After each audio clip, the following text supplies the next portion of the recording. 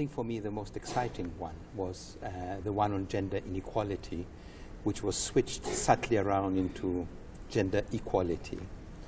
And the consensus that emerged amongst our women thinkers that they want their space, they want to put on the agenda what needs to be debated, what needs to be discussed, was very, very encouraging.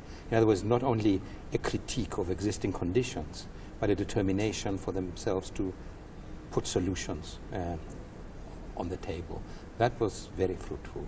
A frightening session was the one on economic prosperity, where we had to deeply reflect on what kind of a world economy are we living in at the moment, what kind of technologies are coming through, what kind of labor forces we'll be having.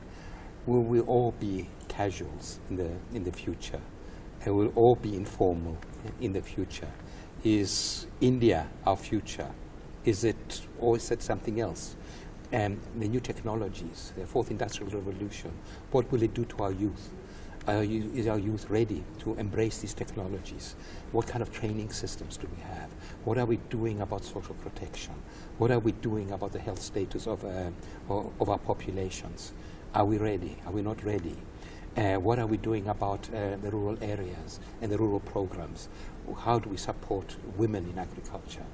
Then comes the issue of indigenous knowledge systems, and why are fruit trees? For instance, in KwaZulu-Natal, there are 31 indigenous fruit trees, of which none is being proliferated. It's only in the reserve, kind of the conservation areas that you find them. What are we doing to ourselves? So all kinds of discussions around well-being and the economy were very challenging. Third one, the most difficult, most difficult, even more than the economy, was around peace in a world that might break down. And there is no consensus really about what BRICS should be doing.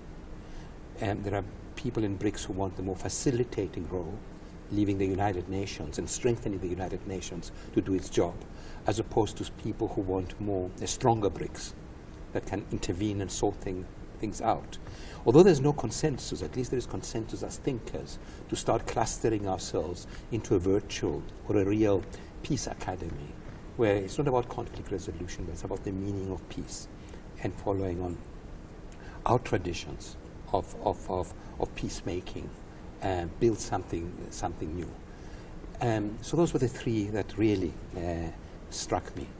The others went very well, and there was a lot of consensus very quickly.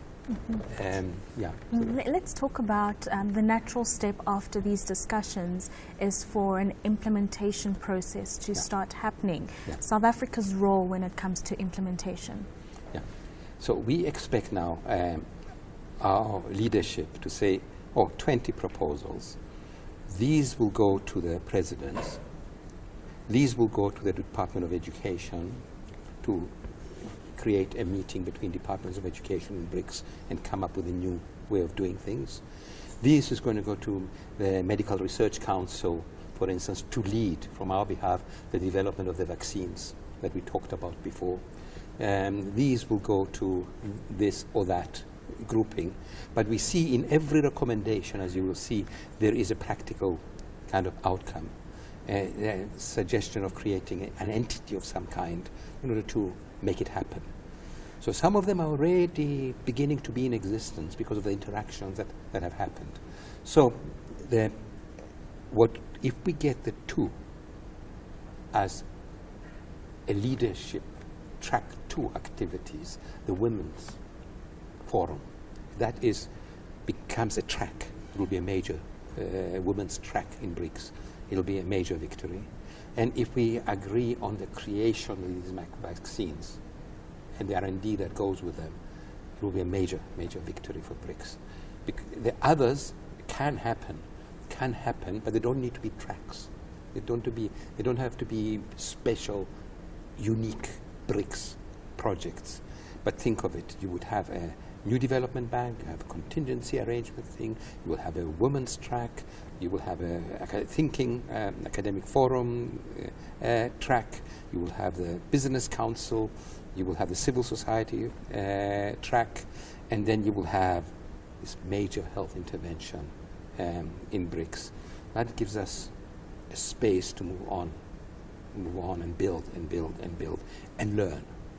Because if you manage to put all your research and development to develop vaccines around those 7 major diseases, the lessons of how you construct such a major institution will be helpful for others to do it. Like the bank now is helpful for us to see how to do things.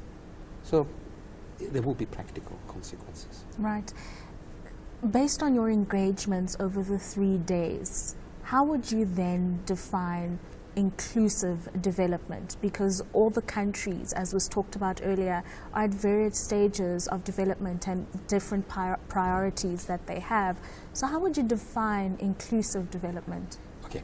Now, inclusive development, initially, we questioned it. What does it mean? You know, is it just we're playing with grammar here? We're just changing the word in terms of development. Add inclusive, and now it's nice. Everybody smiles because it's inclusive. We had to think hard of what are the threats of exclusion in the way our economy and our society has been developing. And we have seen the patterns quite clearly. You know, who is being disadvantaged, who is being excluded, who is benefiting, and so on. So if you start from there, you can start clustering the 5 proposals as ways of us isolating a series of problems that we've learned from China. You know, you can't just throw money at development, as we were saying the other day. So we're saying, okay, what are the weak links? What forces do we need to unleash for it to be inclusive? Women, number 1. Then you start to say, okay, small producers in the countryside. Let's create a vibrant, small-scale agriculture that will empower rural women and rural co-ops and so on, and create markets for them. That's one. Then you say, okay, the third thing. What is the third thing? The third thing is vaccines. Make the population healthy. The fourth one is education. Fifth is, you know, so what I'm trying to say is that by studying what's excluded or is threatened or exclusion, you start creating different mechanisms for each one. You don't just give it to one development smart person who's going to, oh, we're going to do it all, and so on. You just have to be focused. That's what we're trying to achieve. Those are the lessons we've learned from others. Remember, we had the Reconstruction and Development Program.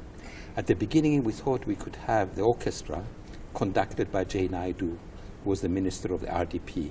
Well, you can't create an orchestra out of the ministries that are accountable in their own terms, so it collapsed. You couldn't have an orchestra conductor.